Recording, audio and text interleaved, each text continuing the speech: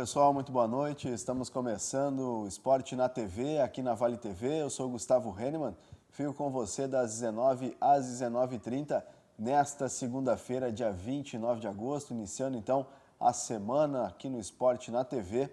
Lembrando a todos que estamos no canal 14 da NET, aqui para Novo Hamburgo, também Campo Bom, Sapiranga e Estância Velha.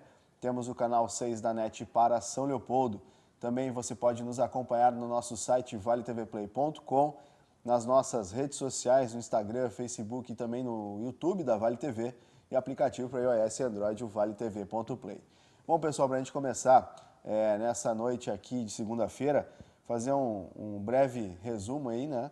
O Internacional joga daqui a pouco, a partir das 20 horas, enfrenta o Juventude, o Inter que busca a vitória aí para tentar entrar no G4 da competição. Claro que vai depender do jogo que acontece também nessa noite. O Corinthians enfrenta o Bragantino, só que às 9h30 da noite. Né? O Inter então vai estar aí finalizando a sua partida, o Corinthians iniciando a sua. Vamos ter que ver como é que vai ficar essa tabela do Brasileirão para o Inter aí, que o Corinthians tem 39 pontos, o Inter também 39 pontos. Caso aí o Inter consiga essa vitória e o Corinthians empate ou perca, o Inter entra no G4 do Campeonato Brasileiro. Rodada do final de semana que beneficiou um pouco o Inter, né? O Palmeiras ficou estacionado ali, 50 pontos. O Inter, se vencer, fica aí a 8 pontos do líder. Quem sabe ainda buscando não só uma vaga na Libertadores, mas ainda o título, porque tem bastante jogo pela frente. Então, Inter e Juventude que é o lanterna, né? Lanterna dessa competição do Campeonato Brasileiro desse ano, 17 pontos. Dificilmente vai conseguir infelizmente deixar essa parte da tabela. Está bem difícil para o Juventude. E esse jogo contra o Inter aí também, um clássico gaúcho que é sempre bastante disputado, o Inter leva sempre sua vantagem. Final de semana, na verdade, na sexta-feira a gente teve aí a derrota do Grêmio para o Ituano por 1-0, né? O Grêmio que, apesar de ter conseguido liberar o setor norte da arena, quem aí fez a festa ali no estádio gremista foi o pessoal de São Paulo, né? Uma derrota bastante amarga para o técnico Roger Machado, para o time do Grêmio. O pessoal saiu vaiado, né, de campo, até o pessoal pedindo o retorno do Renato Portaluppi para o Grêmio. Então o Tricolor se prepara para um jogo já nesta terça-feira. Então amanhã à noite o Grêmio joga contra o Criciúma lá no Heriberto Rios, 21h30, a partida aí que vale pela 27ª rodada do Campeonato Brasileiro. O Grêmio busca essa vitória, até porque vem de 3 jogos sem vencer, perdeu essa invencibilidade em casa de 11 jogos, então é uma partida bastante importante para o Grêmio se manter na ponta de cima da tabela ali da Série B. Claro, dificilmente vai escapar esse acesso, né? O Grêmio tem 80% de chances de subir para a Série A do Campeonato Brasileiro já em 2023, mas podia ter assumido, né, a vice-liderança nessa rodada que passou, mas acabou perdendo em casa e viu o adversário próximo, que é o Bahia, que está em segundo colocado, venceu o Vasco nesse domingo e abriu 3 pontos de vantagem aí. Já na frente, o Cruzeiro, né, nem se fala, 57 pontos, líder absoluto, 13 pontos à frente do Tricolor Gaúcho. Falando rapidamente aqui, o Pitaco, Novo Hamburgo e Aimoré se preparam, né, mais uma semana que iniciam aí para disputa da Copinha da Federação Gaúcha de Futebol, que está prevista para o dia 14 de setembro. E em vista de Terceirona Gaúcha, as equipes aqui da nossa região metropolitana, aqui Vale dos Sinos, né, Sapucaense perdeu em casa para o Rio Grande, está fora das quartas de final da Terceirona. Também Gramadense e PRS deixaram, né, o Gramadense do Júlio Santos, que foi campeão gaúcho com o Novo Hamburgo, perdeu por 2-0 para o São Borja, está fora também. E o PRS, aí que tomou goleada 6-0 para o Bagé no primeiro jogo, depois tomou 7 nesse final de semana, 13-0 no agregado. Então, bastante complicada a situação das equipes aqui da região. Bom, pessoal, vamos virar a chave, vamos falar de futsal nessa noite aqui no Esporte na TV, que eu recebo um grande amigo meu, né, que a gente já se conhece há bastante tempo no jornalismo esportivo aqui da região, que é o assessor de imprensa da UJR, da União Jovem do Rincão, né, o Eduardo Bétio, né, que vem falar com a gente um pouco desse trabalho da assessoria de imprensa, mas também trazer informações aí do time aqui de Novo Hamburgo, que vem fazendo bonito no estadual, no gauchão aí das categorias de base. Tudo bom, Eduardo? Tudo bom? Boa noite. Tudo certo, Gustavo. Prazer estar participando da noite da segunda-feira do programa contigo. A gente que sempre traz os atletas, né, para participar do programa, os treinadores, enfim, a gente faz essa relação já há bastante tempo, de outros veículos, inclusive, né? Isso. E está sendo um prazerzaço participar hoje de noite e vamos conversar aí sobre futebol, sobre futsal, sobre o que for necessário. Sem dúvida. Eu vou chamar de Bétio, né? Porque o cara está acostumado, todo mundo conhece que é o Bétio. Conta para nós um pouquinho como é que foi esse final de semana, né? O JR teve em quadra, né? Nas equipes sub-15 e também sub-20, né, Bétio? Conseguiu bons resultados aí no sub-15, segunda fase do estadual, e o sub-20 ainda estava na fase classificatória, né? São momentos distintos que as categorias vêm vivendo, né? A sub-20 ainda está na primeira fase, que é a categoria mais velha que a gente disputa o estadual masculino de futsal, né? O gauchão da Liga Gaúcha. E foi no domingo ontem a Triunfo jogar contra o Los Bravos e ganhou de 6-3, né? Uma partida bem difícil lá, né? Um ginásio pequeno, enfim. Mas se manteve na segunda colocação, 22 pontos. O líder do grupo B é a Soeva, né? Que é um time forte, né? Que é um time Tradicional, forte, né? Que tem alguns atletas que já treinam com adulto, que já participam de alguns jogos da Liga 1, da Liga Nacional, enfim. E a Sub-20 está nessa situação, né? O time comandado pelo Matheus Lazarotto. Já as categorias Sub-17, Sub-15 e Sub-13, elas já estão disputando a segunda fase do estadual. Então a gente conseguiu esse ano, né, com um baita trabalho das comissões técnicas, o projeto do clube comandado pelo Eduardo Datolini, as 4 equipes avançaram, né, inclusive a Sub-20 já está classificada. Mas a Sub-15 foi a primeira a iniciar na segunda fase da competição, foi no sábado a Candelária, né, e ganhou de virada lá do Corpus, né? Do Corpus Futsal por 3-2, né? Uma partida bem difícil, um ginásio diferente, que é o piso colado, uma iluminação não tão boa assim, um jogo difícil que começou a gente perdendo por 2-0 e conseguiu, no andar do jogo, a equipe se manter equilibrada, né? Talvez com mais perna que o adversário, né? Mais lúcida em quadra e conseguir fazer os gols, né? Sem dúvida. Ô Bétio, já são o que na UJR cerca de 10 anos já trabalhando na assessoria de imprensa, né? São 10 anos. Eu chego no clube em 2012, né, junto com o Rafael, para fazer assessoria lá do time que acaba sendo cai para a Série Prata, né? E eu continuo já naqueles 2 anos trabalhando com as categorias de base, né? Os títulos dos 2 anos seguintes, enfim, a gente está aí até hoje. Estão me aguentando lá até hoje, né? O Rafael Alves, né? Que é filho do nosso apresentador, que é o Cláudio Alves. Né? Que hoje está morando lá em Portugal, que também está trabalhando né? com essa questão do esporte. Jornalista também. Até mandar um abraço para o Rafael, que deve também estar nos acompanhando nessa noite. Ô Bétio, e desse período, assim, como é que fazer para o jornalista ali estar na beira de quadra, fotografando, e vai estar torcendo, obviamente, é mais um torcedor da UJR, né? Como é que equilibrar isso aí para não se exceder um pouquinho na beira de quadra ali também?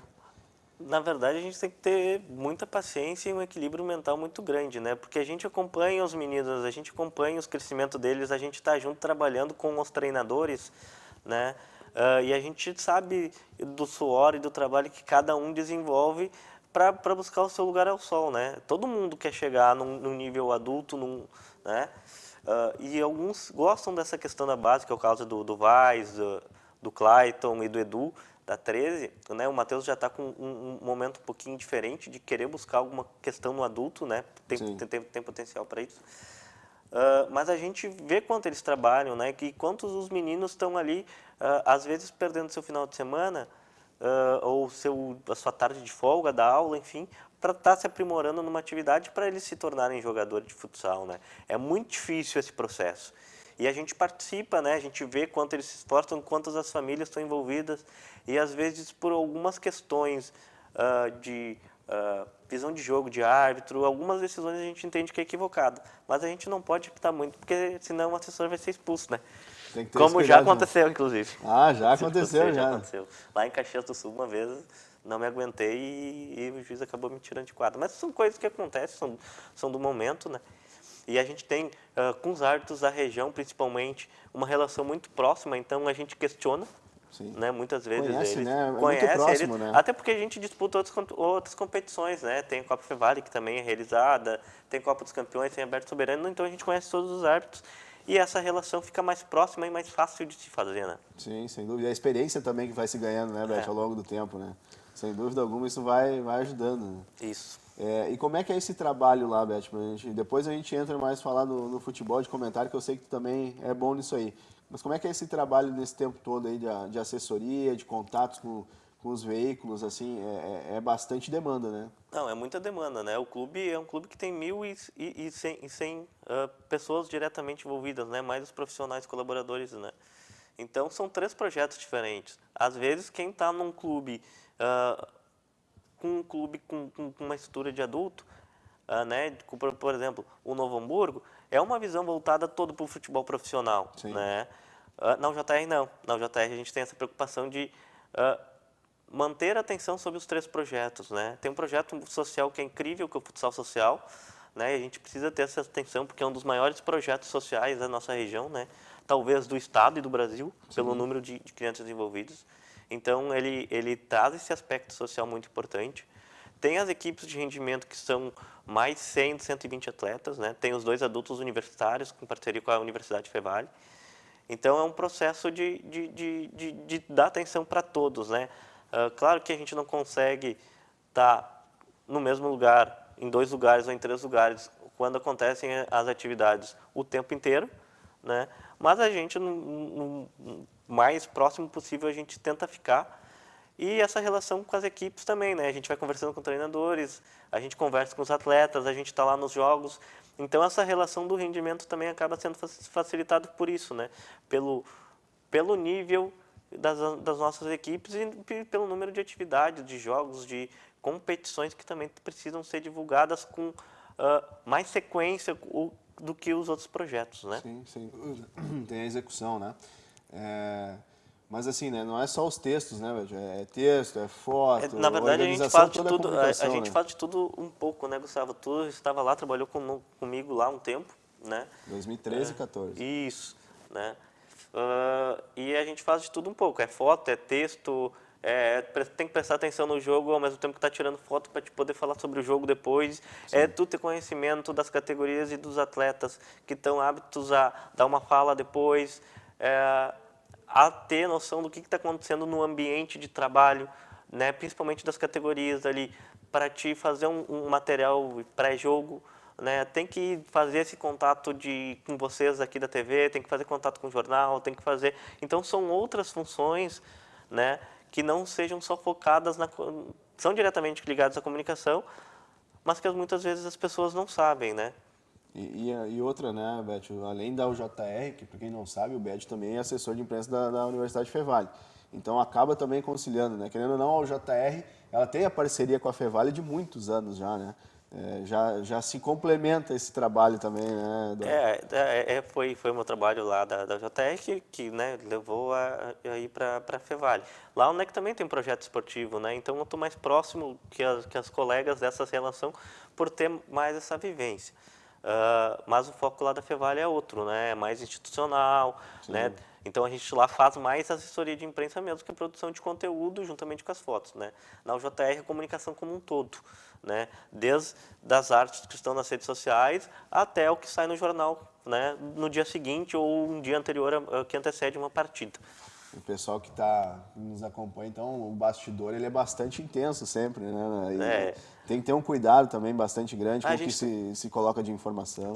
Tem que ter um cuidado também, porque principalmente quando a gente fala de competição, a gente não pode, como clube, às vezes desmerecer o adversário, né? Ou as pessoas que nos visitam, ou quando a gente vai fora, porque isso ou a gente pode acabar dando subsídios motivacionais para as equipes adversárias, Sim, né? é a imagem do clube também. É a imagem do clube, né? Um clube que é respeitado no estado todo, né?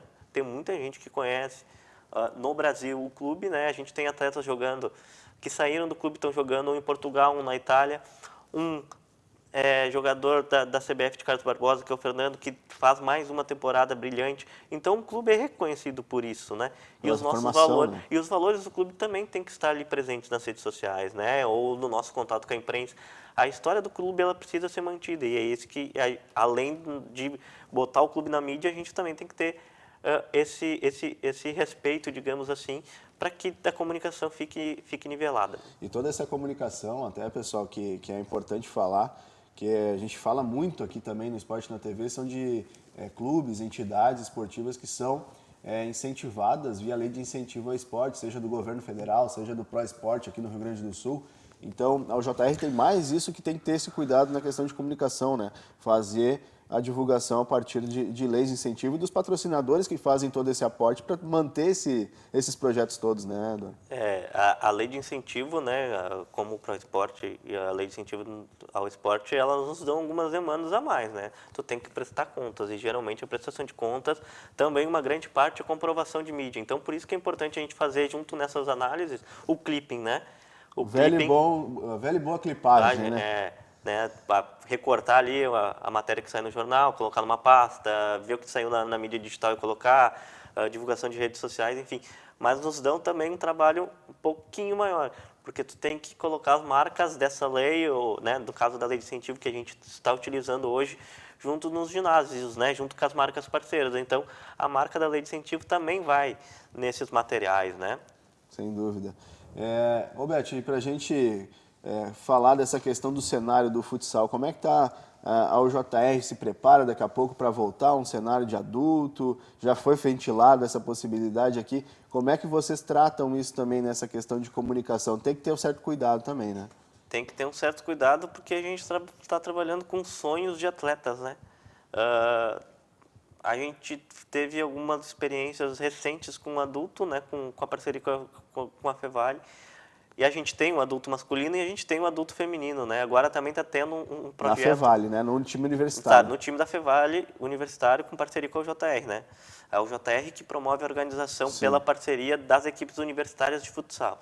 Né? Inclusive o feminino disputa agora em setembro os Jogos Universitários, porque foi campeão gaúcho universitário recentemente. Jogos Mais universitários uma vez, né? brasileiros, o JUBS. Foi campeão gaúcho pela sexta vez, né? Em 7, 8 anos, tirando os 2 anos de pandemia que não teve, né? Sim. Então a gente tem esse trabalho, a gente tem um adulto, né? E esse adulto participa de competições regionais. Mas claro que se existe todo ano, a gente está tentando lá, junto com o Zeca, com o Edu, né, eles estão mais à frente dessa questão da UJR voltar a ter um time adulto que dispute as principais competições do estado, né, no caso da Liga Gaúcha, 1, 2, 3, né, Sim, a série bronze, prata e ouro para quem é do meio, né, para que o clube também consiga dar perspectiva para aquele atleta que quer ficar na região, também possa usufruir do esporte, consiga fazer faculdade e estar no meio do esporte de rendimento, né? Sim, sem dúvida. E da gurizada do futsal social ali também, né, Beth? Acredito que seja bastante importante ter esse espelho, né? Daqui a pouco já as categorias de base ali, que são já de rendimento, né? De certo, questão de disputa do estadual, já é um espelho para essa meninada que vem do futsal social. Imagina ter um adulto, né? Com certeza seria muito importante, né? Pro pessoal do social, porque isso mexe com os sentimentos deles, né? Muitas vezes, alguns deles, né, ingressam nas categorias sub-11, sub-13, sub-15 e chegam até o sub-20, né? Hoje a gente tem um atleta que saiu do social, que é o Jean, que está no sub-17, jogando com frequência, então é um espelho para esses meninos. Mas a questão do projeto social é que ele dá outras perspectivas também, né? Não só dentro do esporte, como fora dele, por esse trabalho que a UJR faz com seus parceiros, né? Com a Fevale, enfim, com outras empresas. E assim, Beth, para a gente já indo nessa parte de futsal, como é que estão os próximos jogos? Já tem previsão de viagem de novo? Como é que está agora nessa fase nova? Essa fase, a primeira fase foi bastante espaçada, né? Agora começa com jogos com maior frequência. Por exemplo, a Sub-15 jogou sábado e joga sábado agora o jogo de volta contra o Corpus. Né? Já aqui em Novo Hamburgo. Já aqui em Novo Hamburgo, né? Precisando do empate. No Agostinho Cavazotto, que é onde a UJR manda seus jogos. Isso. A Sub-13 faz a preliminar do jogo do Sub-15 no sábado, às 6 horas da tarde, no Cavazotto, contra o Brilhante de Pelotas, o primeiro jogo. Né? O Brilhante tem a vantagem no segundo jogo por ter feito melhor campanha. Sim. E no domingo, a Sub-17 vai a Veranópolis enfrentar o time da casa e com um jogo de volta no dia 10. Aqui também. Aqui em Novo Hamburgo. Então tem rodada dupla no sábado, o pessoal pode ir acompanhar também, é sempre gratuito, né? A entrada no ginásio, e domingo é fora de casa. Isso, domingo é fora de casa. E tem a Sub-20 ainda, que tem um jogo ainda da fase classificatória a disputar, que é contra o Lions de Taquara, né? Então a gente tá fazendo esse ajuste para que as comissões técnicas possam estar presentes todos esses jogos, né? No final de semana, então, pode ser que tem mais jogo do Sub-20. Né? Tem mais jogo, ou talvez seja estendido para outra semana, né? Que tem um prazinho ainda para competir. Esse é o bom do calendário, às vezes do futsal consegue se espaçar um pouco mais, não é que nem o do futebol, que às vezes a gente sabe que Nesse ano passado as competições foram mais rápidas, né? Porque começou mais tarde, né? Teve mais datas consequentes. Mas o bom é isso, mas a gente não pode esquecer que dezembro tem Copa do Mundo, novembro, né? Novembro, dezembro tem Copa do Mundo, então as competições também vão terminar antes esse ano, né? Sim, entendi. Então vai atropelar um pouquinho mais no final. Né? Isso. E, Beth, pra gente falar um pouquinho de futebol, que eu sei que tu gosta também bastante, como é que tu vê o cenário aí da dupla Grenal? O Grêmio teve a derrota em casa, né? Já são 3 jogos sem vencer. A gente vai falar um pouquinho de futebol, porque o Beto, como jornalista esportivo, também entende aqui, vai fazer esse pitaco. O futsal e o futebol, eles corneteado, no bom sentido, se complementam, né, Beto? Sim. Porque às vezes a gurizada sai do futsal, vai pro futebol de campo, às vezes do futebol de campo não se adaptou, volta pro futsal, enfim.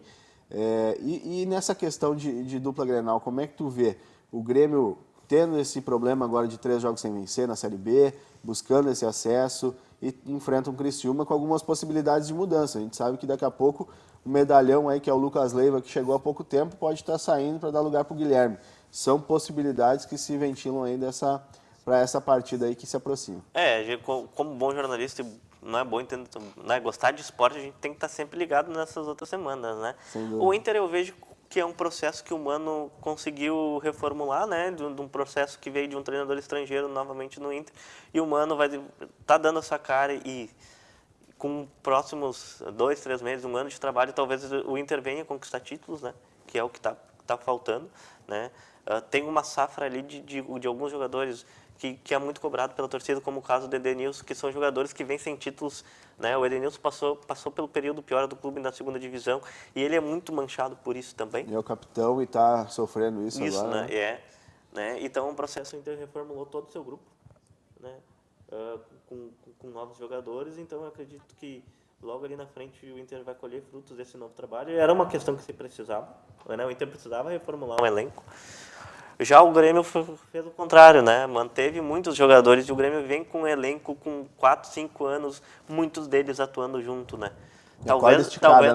Talvez a reformulação que o processo de reformulação não foi feito como deveria ser. Isso também, entre outras coisas, acabou culminando com descenso, né?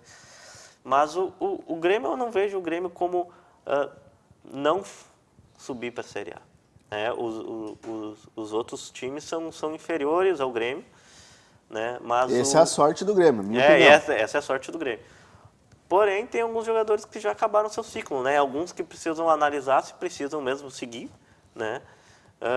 Mas eu vejo que para o cenário do ano que vem o Grêmio vai ter que passar por esse processo de reformulação. E a gente sabe, trabalhando com esporte, que um processo de reformulação ele demora tempo para acontecer, né? Às vezes para ganhar um título tu demora uma década. Exatamente, aconteceu quando o Grêmio também no início dos anos 2000 ali teve o descenso, né, para a Série B.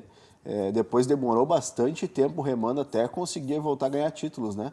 Foi conseguir retomar, claro, teve Campeonato Gaúcho uma outra vez, mas depois com Copa do Brasil e Libertadores demorou bastante tempo, cerca mais de 10 anos, né? E são processos de gestão, né? A gente tem um processo diferente dos clubes estrangeiros, né? Em que o lado político em ano eleitoral pesa muito. O Grêmio vai passar logo na sequência por isso. Sim. O Inter passou por esse momento há pouco tempo atrás.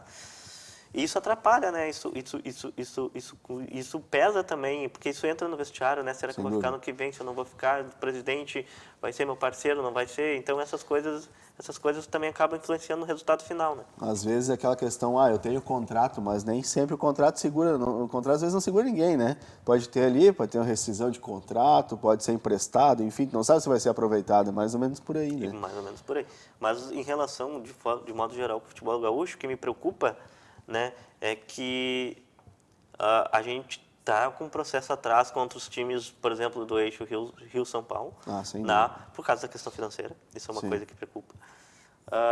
Não sei em quanto tempo a gente vai conseguir brigar pelos grandes títulos nacionais de novo, né? Por exemplo, Brasileirão, o Grêmio desde 96 não ganha, o Inter desde 89, se eu não me engano, não 79. ganha. 79 não ganha. É muito tempo. É bastante tempo. Né?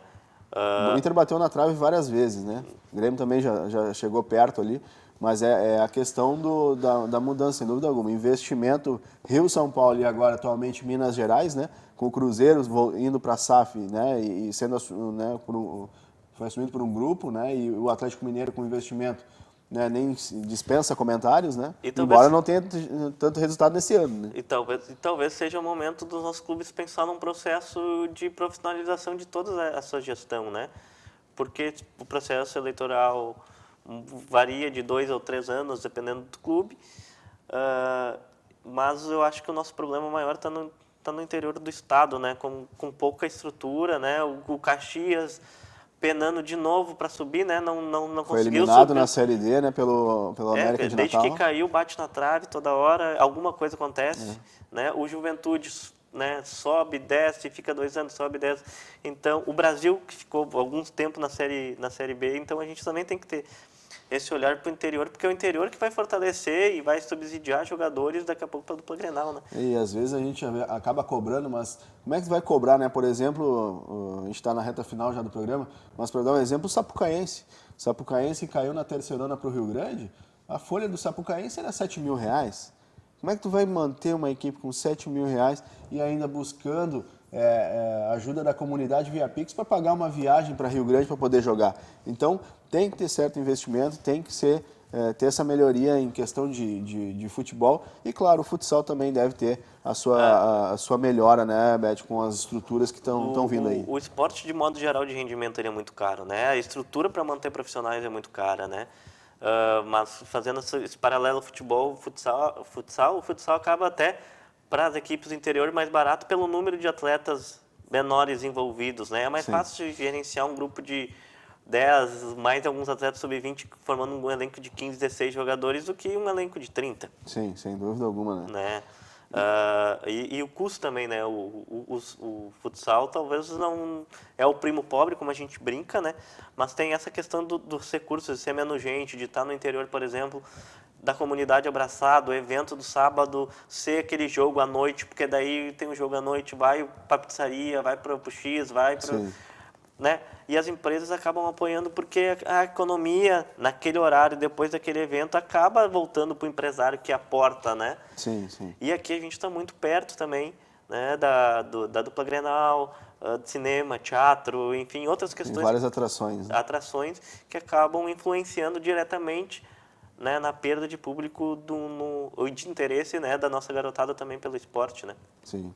Bom, Eduardo, quero te agradecer muito a presença aqui, meu querido. Eu te agradeço mesmo por ter vindo, trazer um pouco da UJR, do teu trabalho também como assessor de imprensa, desejar sucesso, né, que venham mais vitórias e o pessoal da UJR sempre bem-vindo aqui no Esporte na TV. Conte sempre comigo, conte com a UJR, né, quando precisar a gente... né, faz esse meio campo, continue nos contatando, que pra gente é importante. Sem dúvida. Né, te agradeço o espaço pra gente cornetear um pouquinho. É bom também. É bom também falar sobre essas outras questões ligadas ao esporte, né, da nossa UJR, e quando precisarem, né, só nos acionar que a gente vai estar sempre à disposição. Tá certo, então. Muito obrigado, então, Eduardo Bétio, assessor de imprensa da UJR e também da Universidade Fevale. Pessoal, a gente fica por aqui. Nós voltamos amanhã com mais Esporte na TV. Tchau, tchau.